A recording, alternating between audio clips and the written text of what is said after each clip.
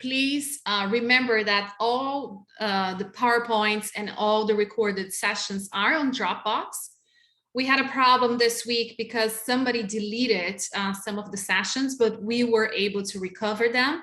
Now everybody cannot edit anything, you can only view, but the sessions will be there. And in case you missed something or in case you cannot be here live, you have the sessions, okay? All right, so before I share the presentation, so let me share the results for Riesling in here. So the question was, how often do you consume Riesling? So 6% say every day. So, you know, good job. Okay, I want to meet you guys. So then 44% says every month. 38% says every year. Of course, this was a joke, right? You consume Riesling once a year only. And then 13% said never, okay? Now, I'm pretty sure if the question was, how often do you consume Chardonnay? The numbers would be totally different. And we know there is a bias against Riesling because people think it is sweet. People think it is, you know, bad quality. People remember the blue nun and the blue bottles. But Riesling is not like that, okay? Never was. That was, you know, kind of out of the curve, but Riesling is not like that, okay? So let's see if the people who say never, they'll start consuming some more Riesling after this class. And for the people who says, you know, every day, good for you, you know, what can I say? My job is done in here, so I can go home or I can stay home, right?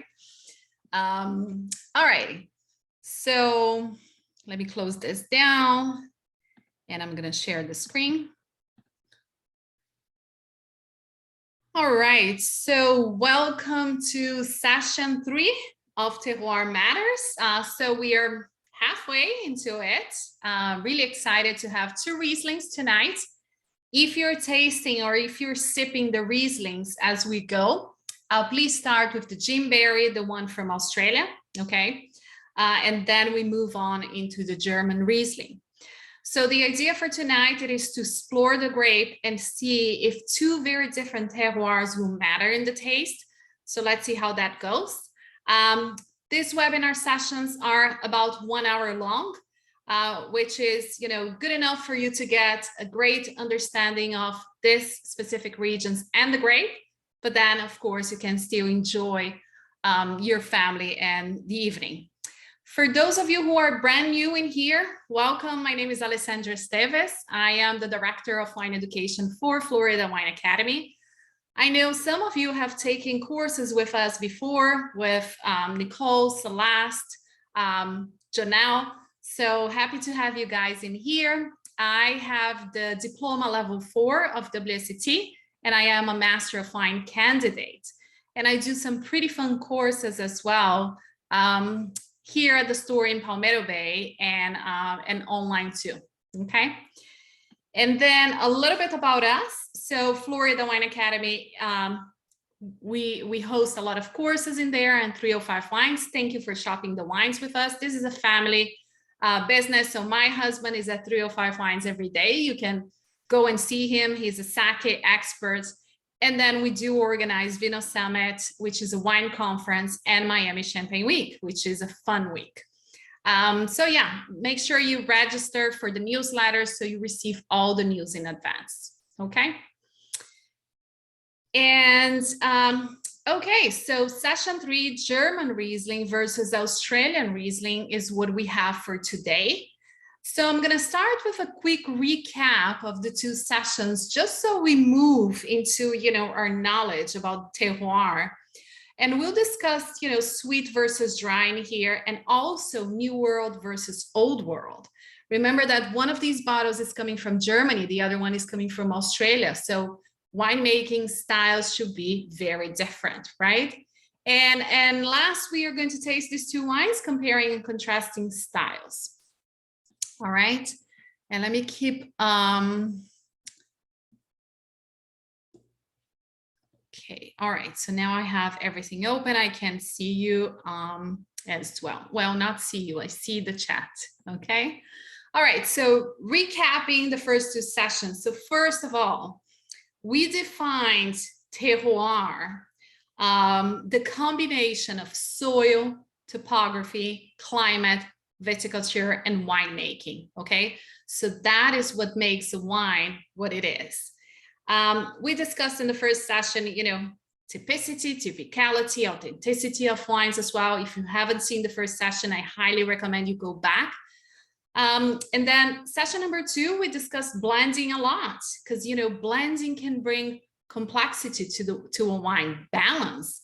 Think about vintage variation, right? If you have a bad vintage, by blending, you can kind of even out, and you can use different grapes like Bordeaux, or you can use different vintages like Champagne on vintage.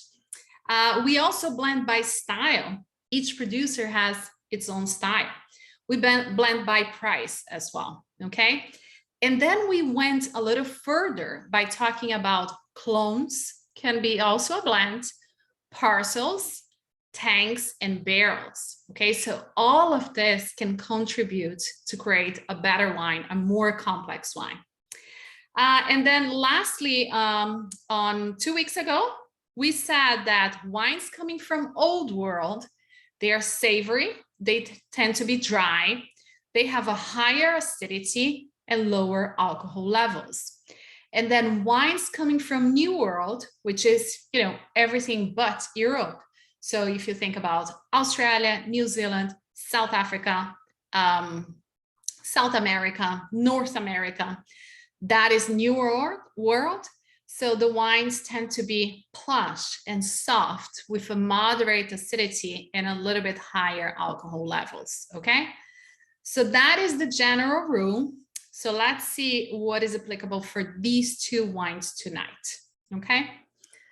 All right, so let's talk about Riesling. So where can we find Riesling in the world? So there is a great book from Clark, and that, the numbers are from 2015, but Germany is the country that plants Riesling the most. In fact, Riesling was born in Germany. So 25,000 hectares. And within Germany, we have, these regions, Pfalz, the Mosel, Rheinhessen, okay? And then, we have Australia with only 3,800 hectares. So it is just a tiny bit of Australia compared to Germany. Alsace in France, has good quantity of Rieslings. Then Washington State in the US. So in fact, Chateau Saint Michel in Washington State, this is one of the best sellers Rieslings in the world. Kind of, very tropical fruit, kind of off dry, high fresh acidity. So yes, it is an important grape for Washington State. And then Austria, California, and other countries like Slovakia, Italy, New Zealand, Chile, and Canada, okay? And in Canada, it's mostly for ice wine production, okay? So in here, a picture. So this wine that we are tasting tonight, the Urban Riesling St. Urbanshof. I was at the winery a few years ago with a group of students, and we tasted all this range. So they have single vineyards, they have Grand Crus, and then the Urban Riesling is, very easy to drink, is the one we started the tasting. So that was a great experience, and I just wanted to share the picture with you guys, okay? Now, let's talk a little bit about viticulture. So Riesling is very stable, okay? It doesn't change too much. And why am I saying that? So Riesling has been around since 1450 or 1435, I guess. It was just Riesling birthday last weekend. So it is very, very stable, okay? So Riesling was born before America was even discovered, or, just in time off. And it doesn't change too much. Now, if you think about another grape like Pinot Noir, right? The Pinot family changes a lot. You have Pinot Gris, you have Pinot Noir, you have a lot of cloning, a lot of different things. So Riesling is very genetically stable. Doesn't change too much, so that means it is, good for the winemaker. There's about 60 clones of Riesling in the world, which is not too much. Some clones can be more aromatic than other ones. And I'm giving an example in here, this N90 that they do in Pfalz in southern Germany. And then here it is, ability to show terroir, okay? So there are a couple of grapes that they say that they have the ability to show terroir. Chardonnay is one of them, Pinot Noir, another one, Riesling is another one, okay? So let's see if this is true by tasting these two wines tonight. It does need a long ripening season, okay? And, loves mineral blue slate type of soils. Riesling is a very hard grape. It is resistant to winter cold. Therefore, it's planted in Germany, in Canada, in Washington states that can have, a huge variation in temperatures. So very resistant to winter cold. And then it buds late, offering some resistance against spring frost. Okay, so it is not a grape that, suffers from frost every year. And can be planted in the Mosul Valley up to 200 meters. In Clare Valley in Australia, the normal is 400 meters. And when we get to Australia, you will understand why, okay? Now, Riesling is high yielding comparing to other grapes. So in here, I'm showing you some numbers. This is 50 to 70 hectoliters per hectare. What does that mean? So, for every hectare of Riesling, I can produce this volume, this hectoliters. So this volume of Riesling. Other grapes, and if you think about, Chardonnay in a Grand Cru, we're talking about 35. So it is half of it. So Riesling can retain quality, even at higher yields. Not too high, but yes, higher yields. And here, a beautiful picture of Rheingau in Germany as well. It was one sunny day, beautiful. So in here, you don't have the very steep slopes, but just kind of, a slope and everything's planted Riesling and you're overlooking the river, okay? Now, winemaking for Riesling, simple. I have two options. Either I do stainless steel, so I can have a steely, pure wine, or I can use large oak barrels, which, they soften the edges, of course, reduces the perfume a little bit, but I can use that. So now, how often do you think winemakers do use large oak barrels with Riesling? Or where do you think they use it? If you think about, the New World or Old World, where do you think winemakers will choose stainless steel versus large oak barrels? I'll give you a minute to type in if you want to participate.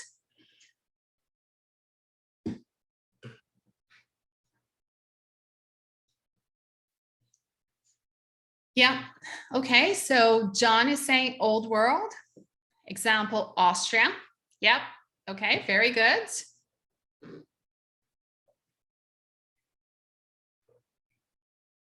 Exactly, very good. So William is saying Old World, they are using old oak, no new oak, perfect. Solange is saying Old World, more likely they use large oak barrels, exactly. So these barrels are large, they are used. So yeah, and then Carr is saying stainless steel for New World, of course, old oak for Old World. Yes, yep, exactly. So perfect, right? So the thing is that we always learn from Riesling that there is no new oak, but when you go and visit these guys in Germany, you see old oak barrels. But these barrels have been so old, but so old. I remember going to one winery in Pfalz, and then the guy was showing me, this huge barrel that was carved by hand, had some beautiful picture drawing. And he was saying, oh, so this barrel was commissioned by my, great grandfather just before World War II. or something like that. So it is not only, you know, second year oak barrel or third year. No, these barrels are there for decades, if not hundreds of years. Okay. So they do not impart any flavors or aroma. So you won't find vanilla and spices in Riesling, but it will soften the edges just because Riesling is very, very high in acidity. Okay. Very good. So yeah, very easy for winemaking for Riesling. Now, for Riesling, we also have to think about how to make a sweet Riesling, okay? So I know you all, or most of you, had the experience with the Blue Nun or the blue bottle of Riesling. Now we know that, you know, the main grape in that bottle is not even Riesling. So don't blame, you know, the grape. Riesling is a good guy in here, but Riesling can be sweet. And the Riesling that, you know, you can make a sweet wine of Riesling is because of this very high acidity. So it keeps the acidity.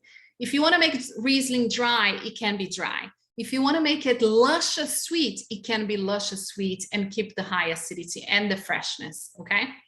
Riesling is also very age-worthy because of that. Now, let's say I want to make a medium sweet Riesling. How can I do that? So first thing that I do is stop the fermentation, okay? How do I stop the fermentation? So, you know, think about that. You have your fermentation going on, the yeast is consuming all the sugar, and, you know, I have reached now the level of alcohol that I wanted, and I have reached the level of sweetness that I wanted. So I can cool down the tanks and, you know, the yeast will stop working. Or I can add sulfur, and sulfur will kill the yeast, okay? And then this remaining residual sugar, which is called fructose, it is what's bringing the sweetness to the wine, but it is going to be something that is fruity and refreshing, okay? Now, to give you an example of that, I want you to take your bottle of the Urban Riesling and take a look at the back of the bottle and check the alcohol level. And when you see the alcohol level in here, it says 10% ABV. So with 10% ABV, what do you think? Do you think this fermentation was completed and this wine is dry? Or do you think the fermentation was stopped and there is some residual sugar? Let me know in the chat what you think.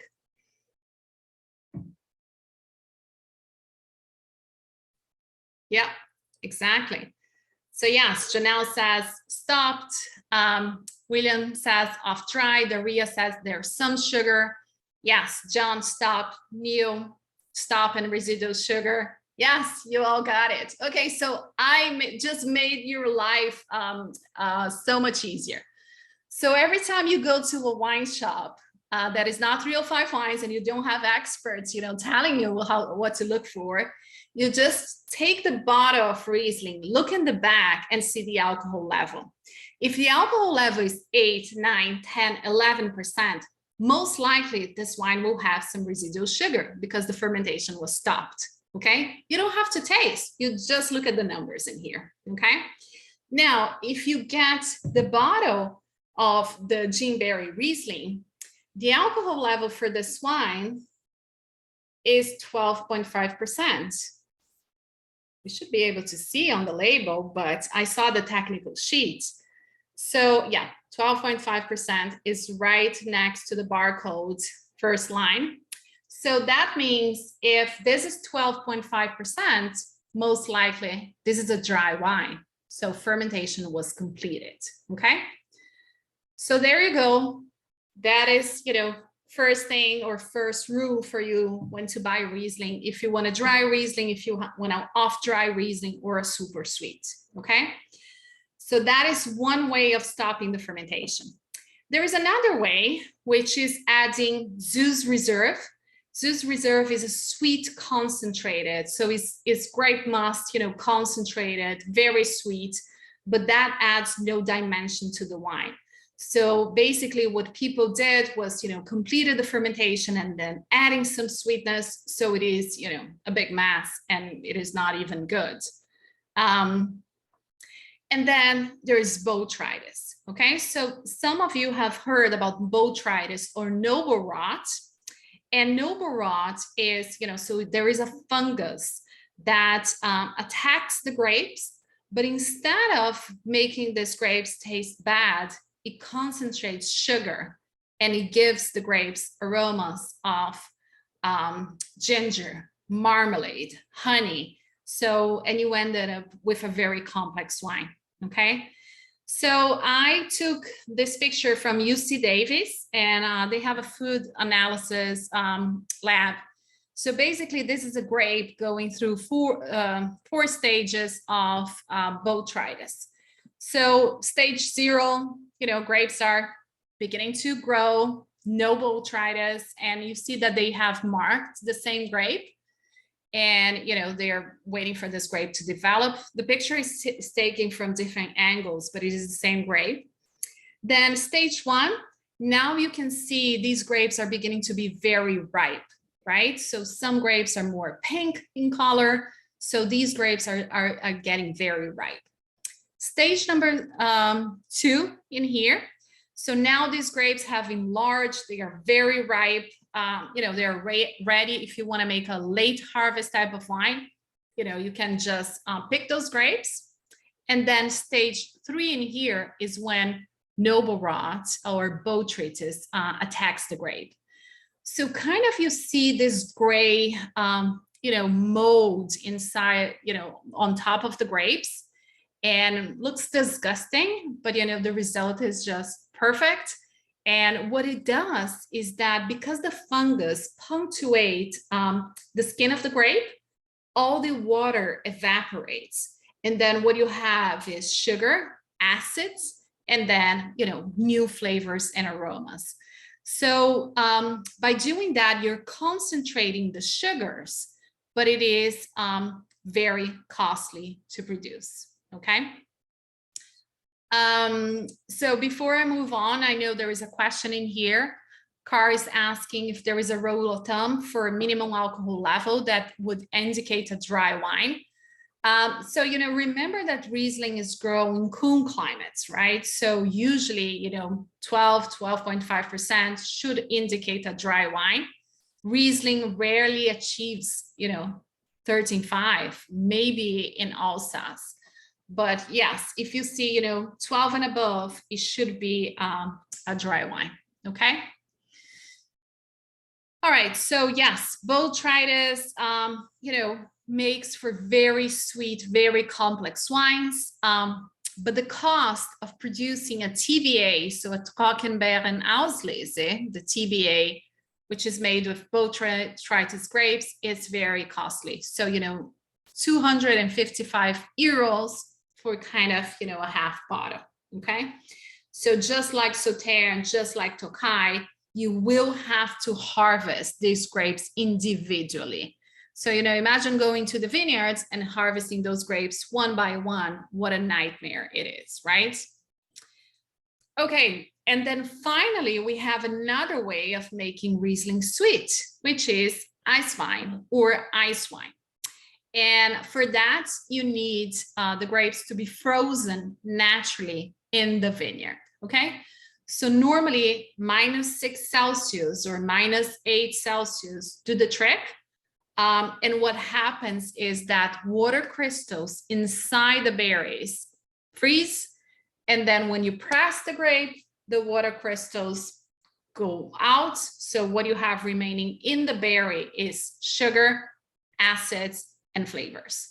So ice wine, they say it is the pure style of Riesling, whereas botrytis always adds this ginger, orange marmalade, honey character that botrytis adds, okay? Both are, very good, very costly, and ice wine production in Germany is decreasing because of the very warm years and warm vintages in the last few years. So it is getting hard and harder and harder to achieve the natural conditions in the vineyard. Okay.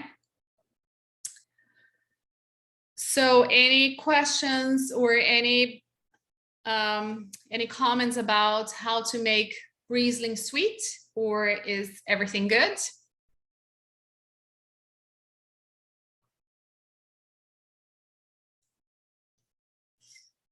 All right, so I'm gonna move on to the regions. So here is the beautiful Mosul Valley in Germany.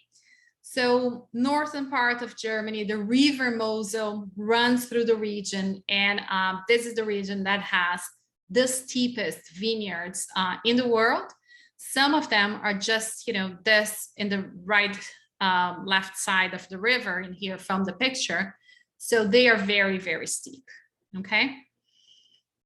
Yeah, and so John is saying that he read recently that Canada is now the major producer of ice wine, and I can believe you, because yes, for Germany, for Austria, it's getting harder to produce, and Canada, has the right conditions.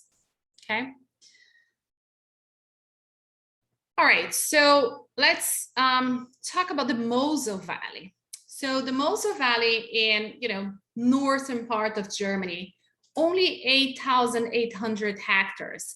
And I put the numbers for Bordeaux in here into perspective so you can understand how Mosul is compared to Bordeaux with 120,000 hectares. So Mosul is a small region, okay?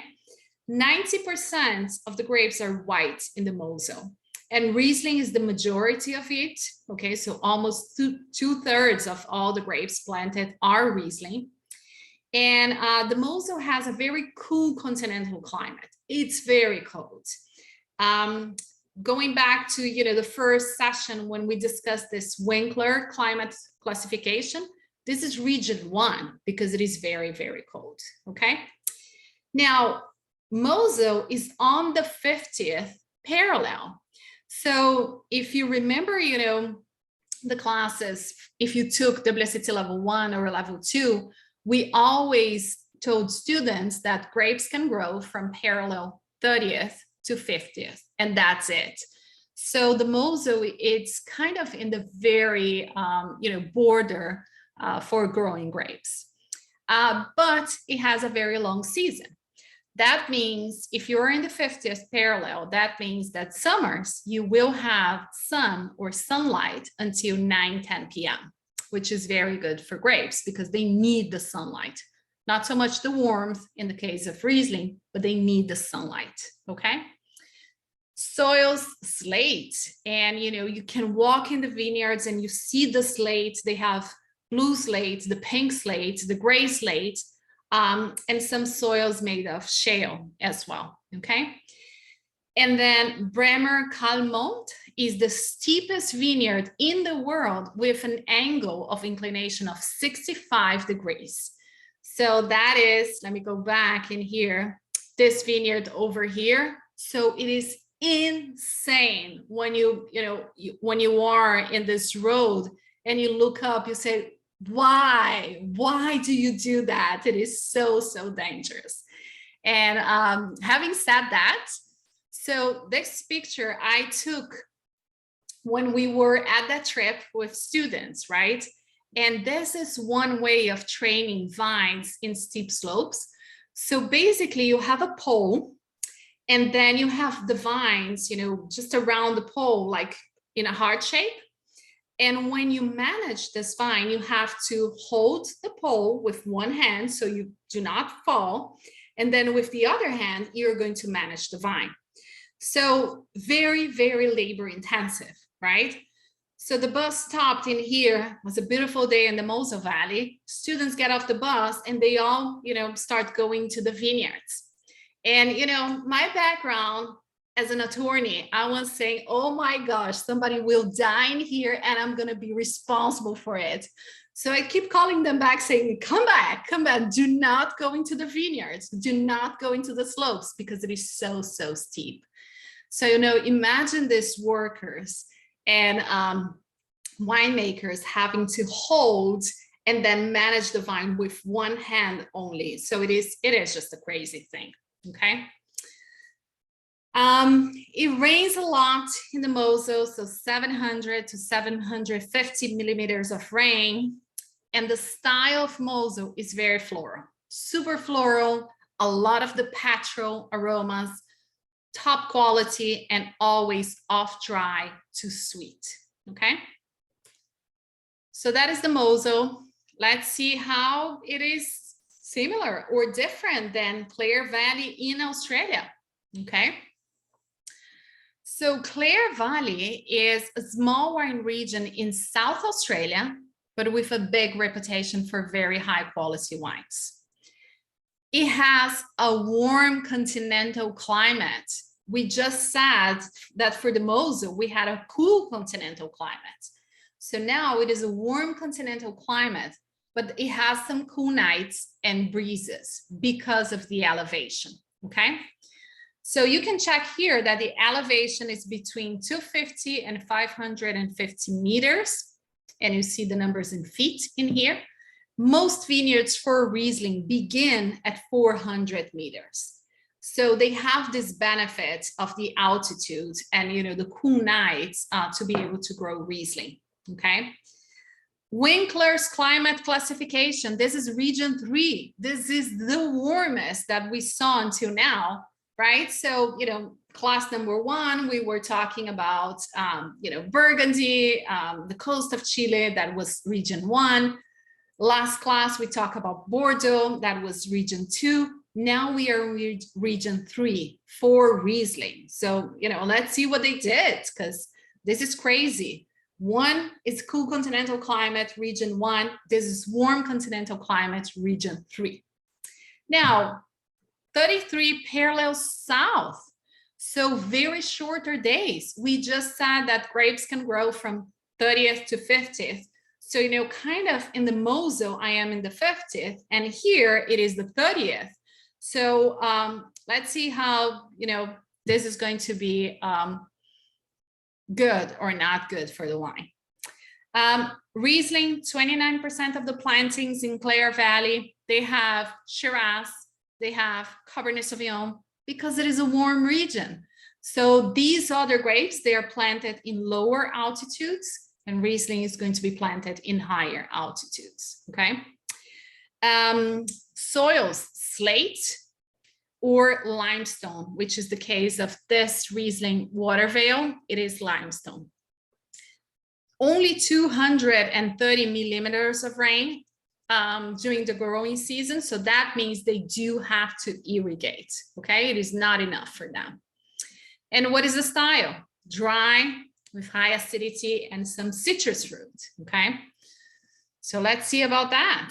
And I just wanted to show you guys on the map where Clare Valley is. So you have, you know, the huge country of Australia. And then in the south, you have South Australia. And within South Australia, north of the town of Adelaide, it is Clare Valley. And so in here is that you have benchmark Rieslings coming from, okay? All right, so with that, we are ready to begin tasting if you haven't. So wine number 1 will be the Jim Berry, and you know, both under screw cap, which is very interesting too. And then wine number 2 will be Nick Weiss Urban Riesling Mosul 2020. So super fresh, screw cap as well, and both have a very similar price.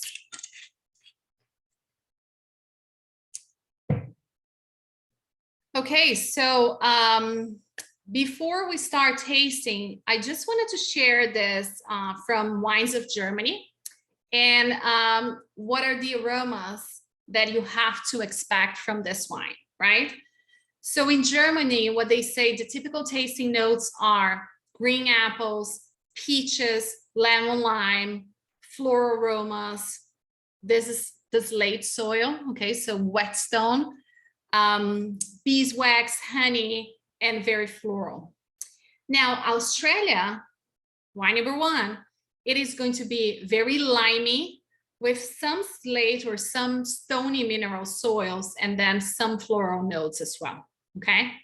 And I think it is very cute how they put a crown in here in Riesling, just to say Riesling is the queen, you know, or the king.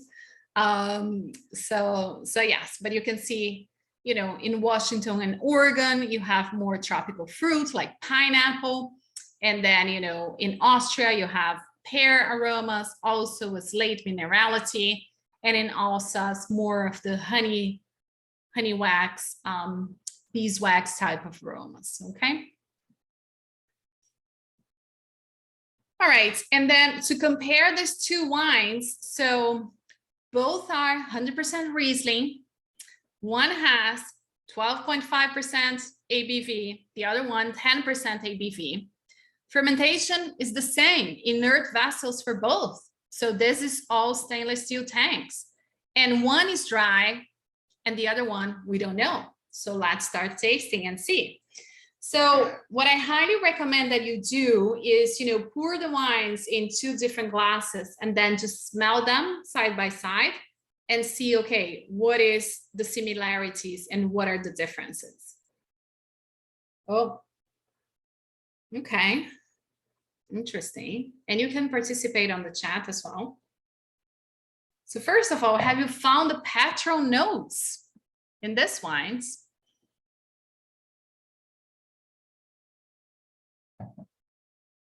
And I'll stop sharing the presentation for a while, and then I can go back to it.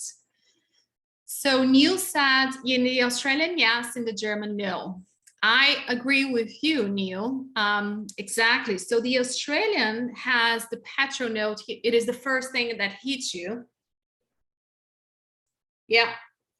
The petrol, waxy quality, as Carolina is saying, absolutely. So there are some people that say that this petrol note only comes with aging.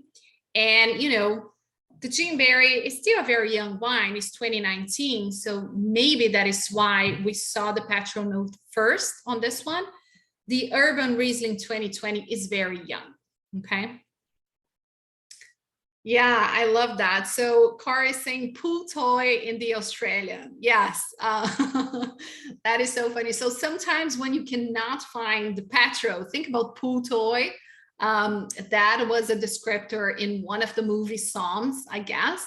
And I think it is just so accurate, right? It's like, you know, opening a new toy, putting it on a pool. So yeah, and Cheryl is saying it's interesting that there is more petrol in the Australian than in the German one. And I agree, Cheryl, but this is Clare Valley.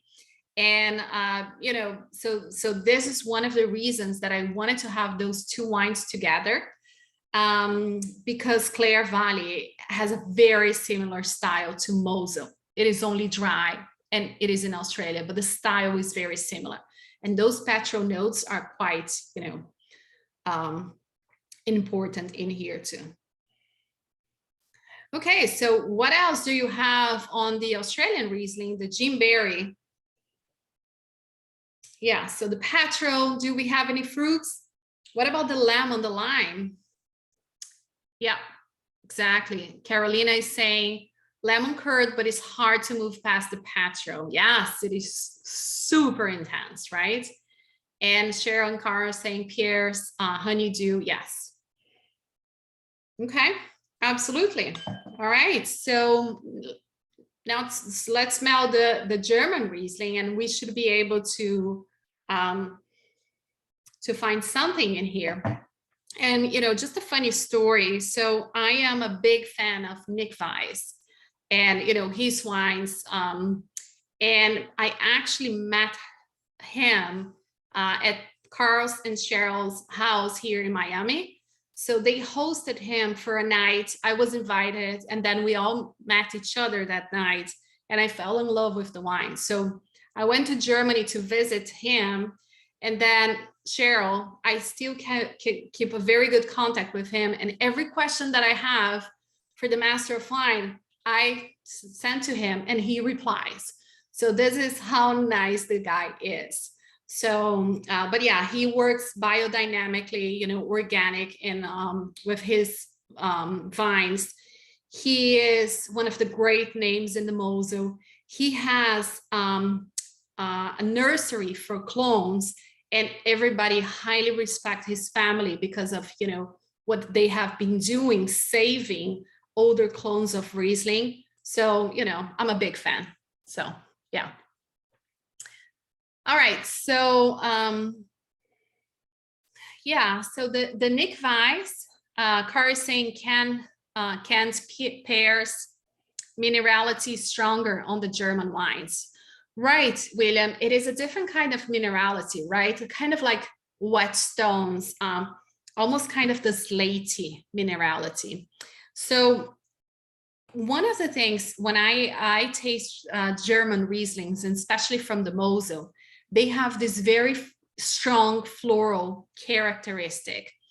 And for me, the floral characteristic is almost like baby powder, okay, in a good way. So, you know, go smell the Riesling from Germany and think about baby powder, because it is kind of that mixture between floral plus, you know, stone. I have a baby powder or a chalky something. So, yeah, New is saying green fruit in the Nick Weiss. Absolutely. Yes, green apples in here, green pears, honeysuckle. Yeah. Very delicate floral on the German. I agree, Janelle. I totally agree. And yeah, so both Carolina and Carr are saying that the fruit in the German one is more syrupy. It might be on the nose. Let's see that on the palate, how these are different or not. Okay, so start tasting the Jim Barry Clare Valley Riesling.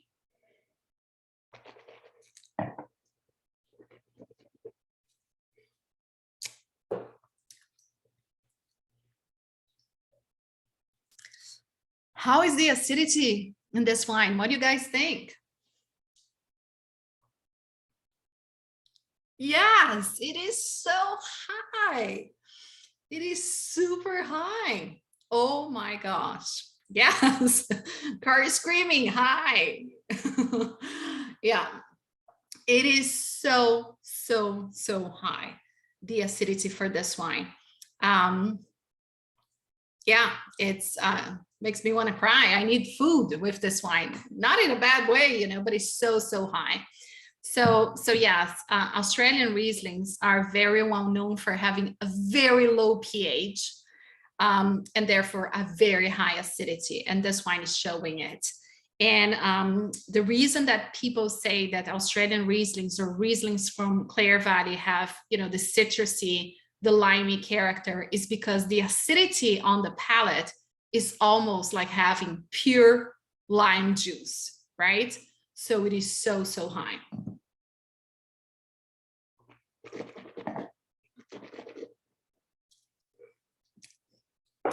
Yeah. What do you say about the sweetness for this wine?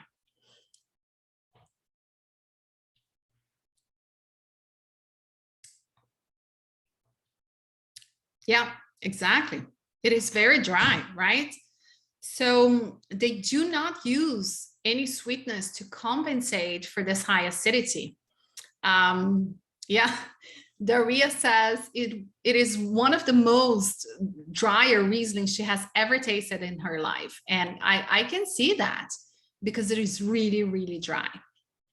Yeah, I like it too. So I think it is a good wine. And the thing about this is that it is able, you can age this wine because of the very high levels of acidity.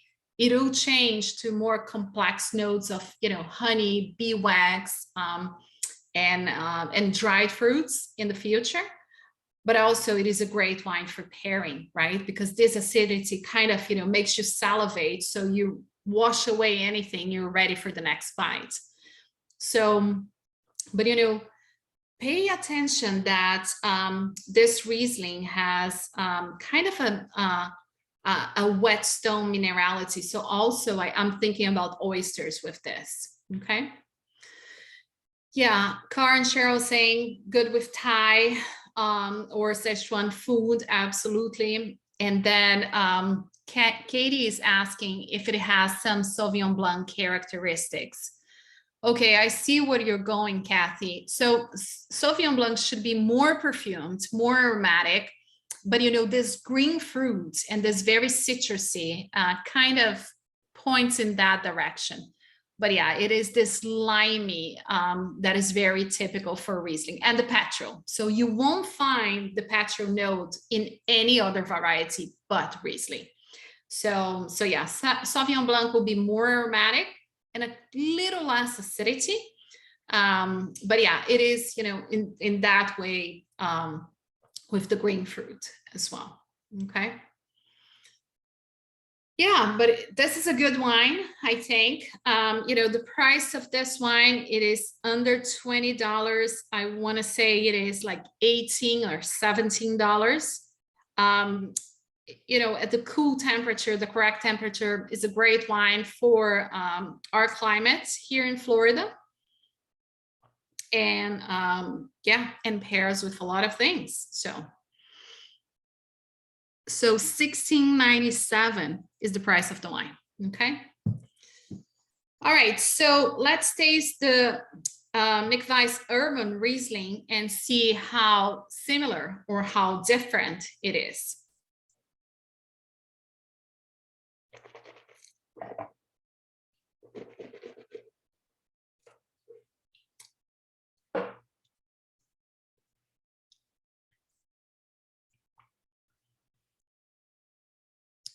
Okay, interesting.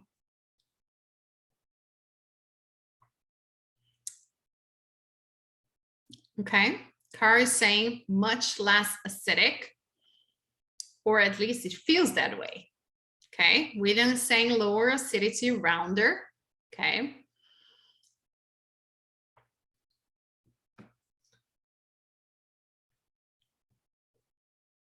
Yeah, I don't have the pH of this one, but it is pretty low too. Okay. So yes, less acidic, but a little sweetness. Yes. Did you get the residual sugar in this wine? Right? It is there. Okay.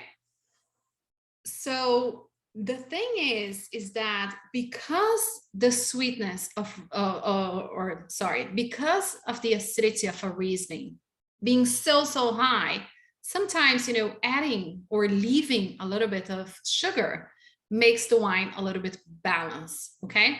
So yeah, definitely there is some residual sugar in this wine, but it's only less sweet because it is compensating for this very, very high acidity.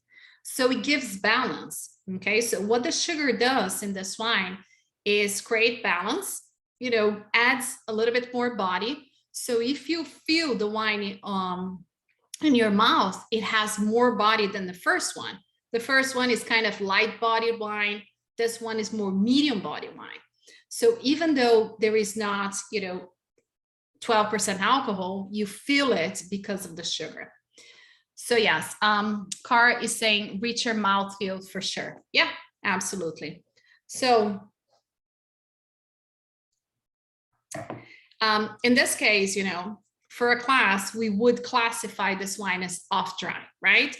And off dry, it's just a little bit of sugar. I think this wine has more sugar than what it appears. And with Riesling, every time that I'm tasting blind, I'm doing the math of residual sugar and I always push up because of the acidity. So, you know, you also learned, hopefully, in one of the classes, that by putting just the tip of your tongue inside the wine, you can actually feel the sweetness without, you know, having a glass or, you know, having the wine in your mouth.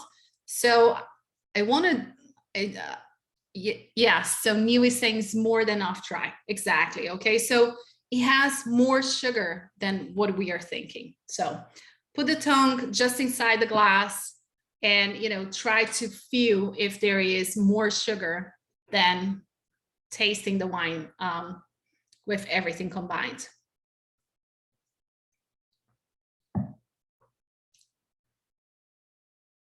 Yeah. Okay. So there is not an information here on the technical sheet of how much sugar there is in this wine, but I'm guessing there is about 20 to 25 grams per liter, which is, you know, a considerable amount, but just because of the acidity, it balances it out. Just for you to remember, Champagne Brut, for instance, you can have up to 12 grams per liter of residual sugar, okay?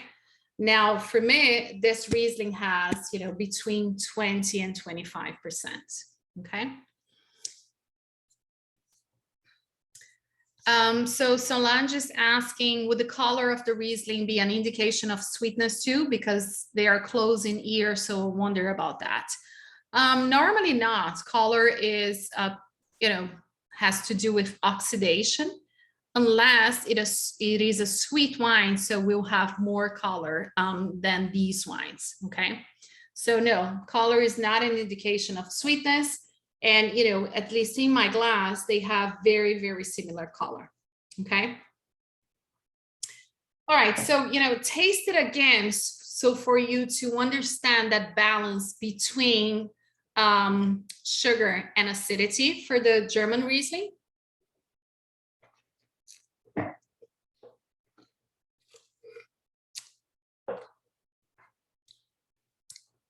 And I think it is a great balance, okay?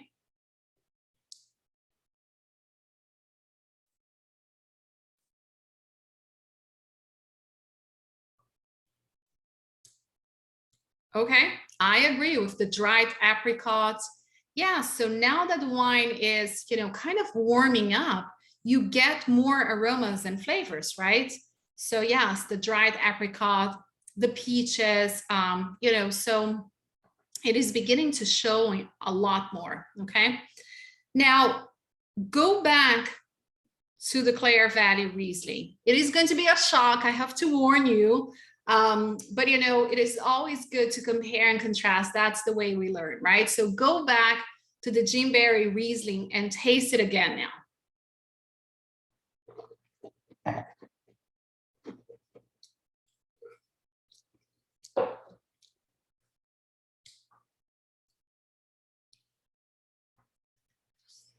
The acidity kind of comes here in the sides of your cheeks. Yes, it's like biting a lemon. I agree with Carl.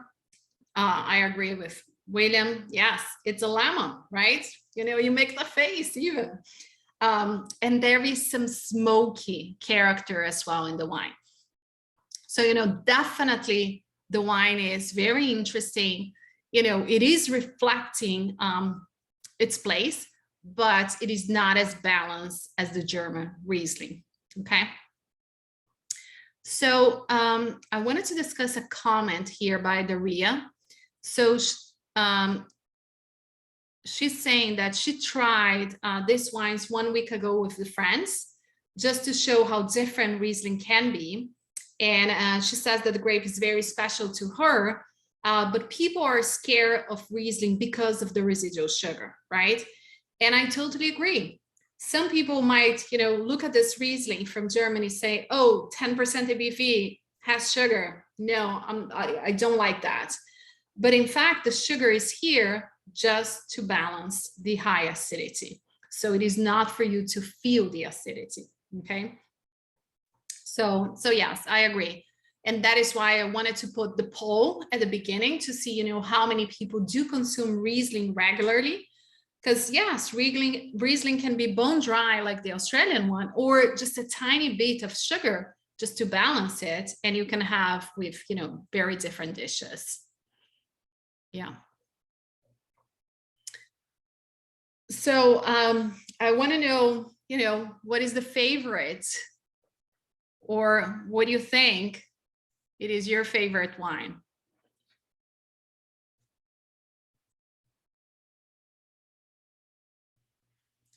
And Karen is saying they need food. I completely agree with you, Karen. They need food. Yes, you have to, you know, and this will be great with the Mexican food. Some people suggested with Asian food. Yeah, but they do need food. Okay.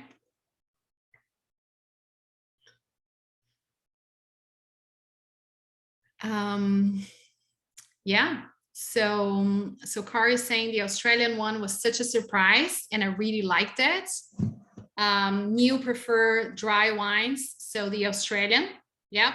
Okay. So Neil, try to you know, the different pairings to see how they pair differently, if one is better than the other one.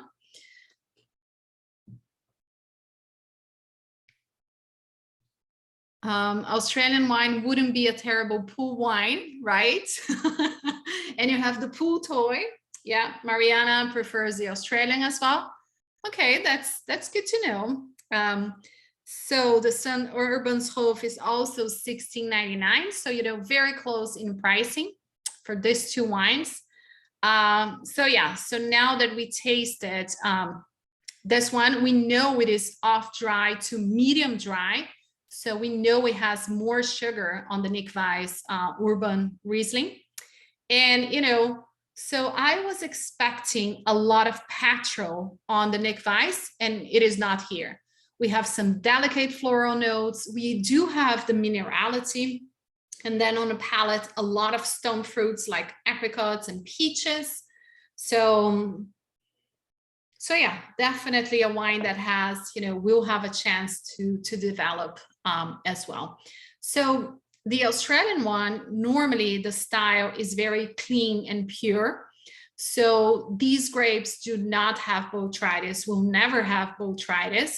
Whereas in German Riesling, some years you can have, you know, 1 or 2 berries or a little bit of botrytis. The Watervale Riesling is, you know, pure, clean, fresh. That is their style, which, you know, back into the old world versus new world, this is what we see, right? So new world, everything is very precise winemaking, you know, stainless steel, clean, fresh, pure fruit. Whereas in Europe, you can have, you know, some other variation. The thing is that, you know, both wines are really well made. Both are under screw cap, you know, so that means there is no oxidation with this wine. You're trying to keep it as fresh as possible, but the Gene Berry had more petrol notes, which is kind of amazing. And yeah, so very similar in price, just, you know, very different styles for this wine. Now, going back into, you know, if terroir matters. So the terroir in this case, of course, it is showing up in these wines, but also it is the style of the region. So Clare Valley, it is the one region in Europe very well known for giving petrol notes. But yeah, it is just, you know, laser-like acidity, dry, bone dry type of wine that kind of you have to have food with it. And then, you know, the Mosul is showing the floral characteristics, and probably with some years you see the petrol notes in here. But yes, you do have, you know, just like the German Institute was saying, you do have, you know, the floral and then the peaches or apricots, where the Australian one is very, very limey. So I think, you know, both wines did fulfill the expectations, and I'm always happy about that. Yeah. And you were saying the Australian is the first Riesling that I tried with noticeable petrol notes. Yeah. This one is, you know, over the top, but, you know, if you get very old Rieslings, they do have it too. So yeah, I'm planning for a Riesling class with, you know, a lineup of multiple wines as well. So hopefully we will, you know, taste through all these countries and different regions. It'll be fun too. Yeah.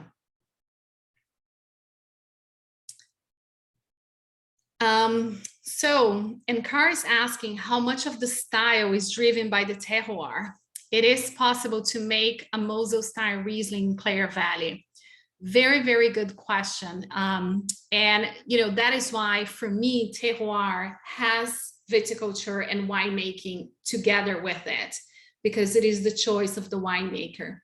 But there is a wine, we don't sell it, so you might want to look up online, which is called Polish Hill from Clare Valley. They do have the slate soils, and you know, you think you're drinking Mosul, but it is drier and, you know, more acidic.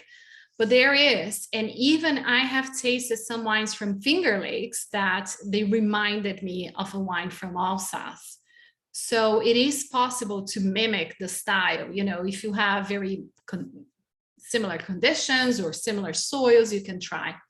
Now, going back to climate a little bit, and we are wrapping it up in a few minutes. So one region, you know, it is region 3 and the other one is region 1. And region 3, the Australian one, has higher acidity. So obviously they are harvesting these grapes as they are ripe, but not super ripe, where the Germans, you know, they have the very long day during summertime that will allow these grapes to ripen fully.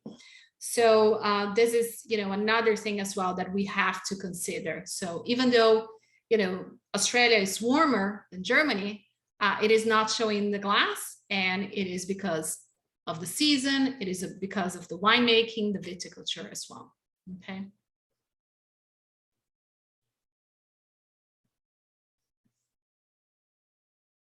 All right, so any other questions, any other comments?